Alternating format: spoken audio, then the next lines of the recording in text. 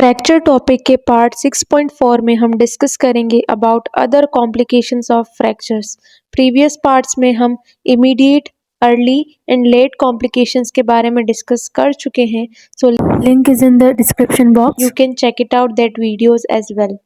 Other complications के अंदर हम डिस्कस करेंगे avascular necrosis, joint stiffness, shortening of limbs, Sudeck's dystrophy which is also known as reflex sympathetic dystrophy or chronic pain regional syndrome, osteomyelitis, ischemic contractures, myositis ossificans, osteoarthritis, gas gangrene and tetanus. First is avascular necrosis. ये एक बहुत rare but एक severe complications देखने को मिलती है in certain fractures only. इस condition के अंदर जो अफेक्टेड बोन सेगमेंट है उसकी ब्लड सप्लाई अफेक्ट हो जाती है, जिसकी वजह से necrosis that is bone tissue death देखने को भी मिल सकता है। कोजेस की बात करें तो जनरली पेरिओस्टियम एक आउटर थिन लेयर होती है बोन्स के अंदर, जो कि बोन्स को कवर कर कर रखती है और बोन्स को ब्लड सप्लाई प्रोवाइड करती है, which is very essential for bone health and healing. जब सॉफ्ट टिश्यूज़ में इंजरी और डैमेज होने की वजह से, एक्सटेंसिवली डैमेज होने की वजह से, such as in skin, muscles और कनेक्टिव टिश्यूज़, जो ब्लड वेसल्स जो प्रेजेंट होती है पेरिओस्टियम के अंदर वो भी डैमेज हो जाती है, जिसकी वजह से बोन्स की ब्लड सप्लाई रिस्ट्रिक्ट हो जाती है and which is critical for bone recovery और मेंटेनेंस। ये उन बोन्स के फ्रैक्चर्स में मोस्ट कॉमनली देखने को मिलता है जहाँ पर ब्लड सप्लाई यूनिक है और यूनिडिरेक्शनल है, मींस इन सिंगल डायरेक्शन है। उन बोन्स का कोई कोलैटरल सर्कुलेशन नहीं है, उन बोन्स में ज़्यादा देखने को मिलता है। For example talus bone, scaphoid bone, neck of femur etcetera. And steroid therapy के अंदर भी ये चीज़ देखने को मिल सकती है, जिससे कि एम्बोलिक ब्लॉक देखने को मिल सकता है बोन्स की ब्लड सप्लाई के अंदर, जिससे एवेस्कुलर नेक्रोसिस हो सकता है।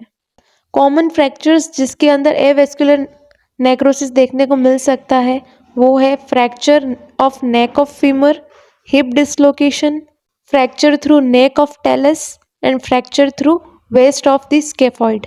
ये एरियाज एवेस्कुलर नेक्रोसिस के लिए बहुत वल्नरेबल होते हैं, मेनली बिकॉज इन एरियाज की लिमिटेड ब्लड सप्लाई होती है और सिंगल ब्लड सप्लाई सोर्स होता है, जिसकी वजह से यहाँ पर एवेस्कुलर नेक्रोसिस ज़्यादा देखने को मिलता है।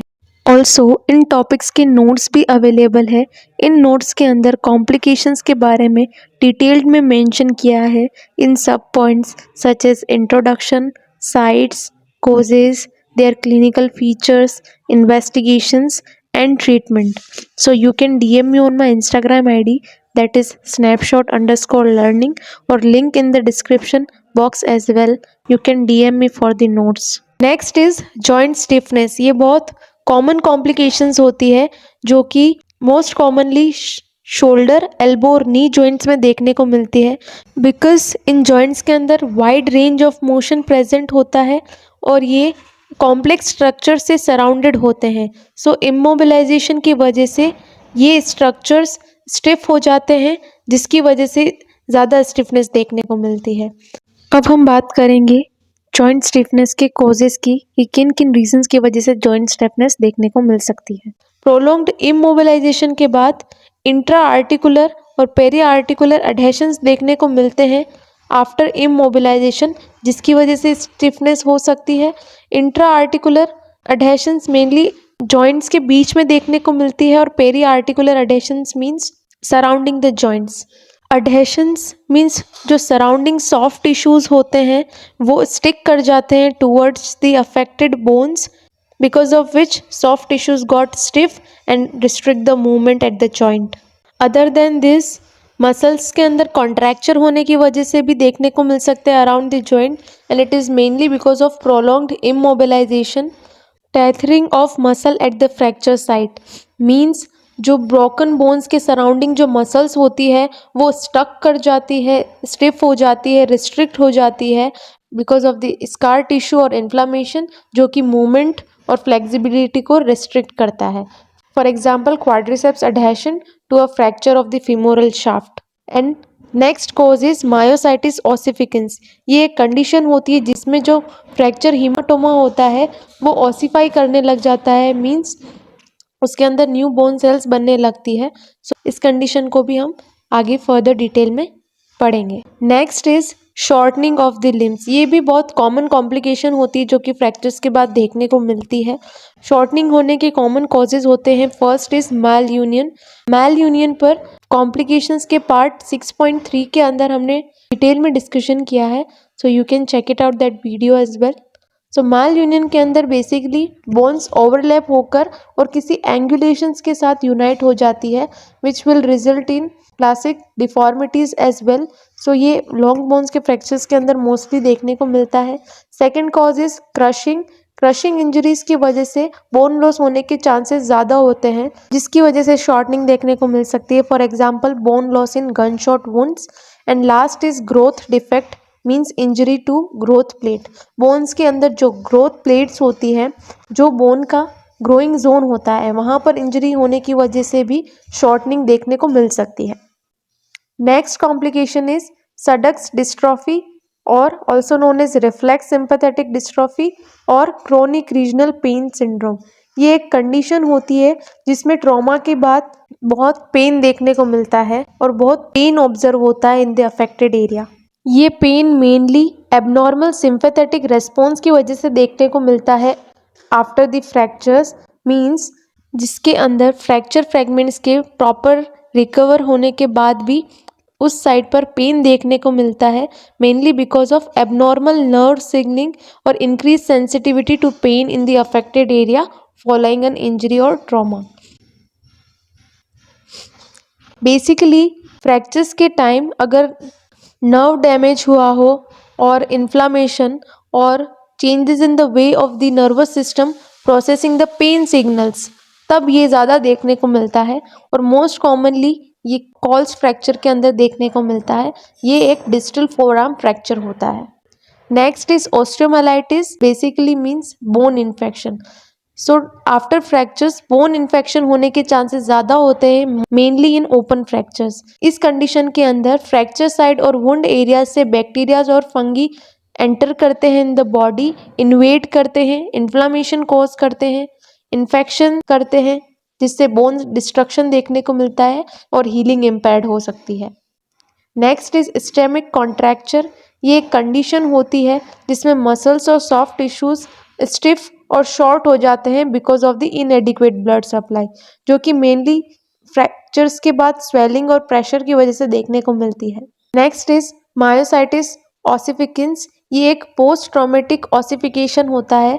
Ossification means process of formation of new bone cells. तो इस कंडीशन के अंदर जो हीमाटोमा बनता है जॉइंट के अराउंड हीलिंग के दौरान, उसका ऑसिफिकेशन होने लगता है। सराउंडिंग मसल टिश्यूज के अंदर बोन का मास बनने लगता है, जो कि जॉइंट मूवमेंट्स को रिस्ट्रिक्ट कर सकता है और मेनली कंप्लीटली रिस्ट्रिक्ट करता है। जनरली उन केसेस में देखने को मिलता है जिसमें जॉइंट के अंदर सीवियर इंजरी हुई है, स्पेशली इन जॉइंट कैप्सूल और बोन्स के अंदर पेरिओस्टियम जो कि स्लिप्ड अवे कर गई है, उन केसेस में ज़्यादा देखने को मिलता है। और चिल्ड्रन में कॉमन होता है बिकॉज उनके अंदर पेरिओस्टियम जो होती है वो बोन से लूजली अटैच्ड होती है। और मोस्ट कॉमन होता है in the elbow joint. Main aggravating factor which cause myositis ossificans is massage following the trauma, because massage करने से अफेक्टेड एरिया का ब्लड फ्लो इंक्रीज हो जाता है, जिससे मसल टिश्यू इरिटेट हो जाते हैं और पोटेंशियली बोन फॉर्मेशन को प्रमोट करते हैं और can lead to worsening of this condition. Next is osteoarthritis. ये complication mainly intra articular fractures में ज़्यादा देखने को मिलती है। हीलिंग हो जाने के बाद जब पर्सन डेली लाइफ एक्टिविटीज़ और वेट बेयरिंग एक्टिविटीज़ को कंटिन्यू करता है तो बोन फ्रैगमेंट्स जो हील हो चुके हैं उनके अंदर फ्रिक्शन होने के चांसेस ज़्यादा होते हैं, जिसकी वजह से अर्थराइटिस देखने को मिल सकता है।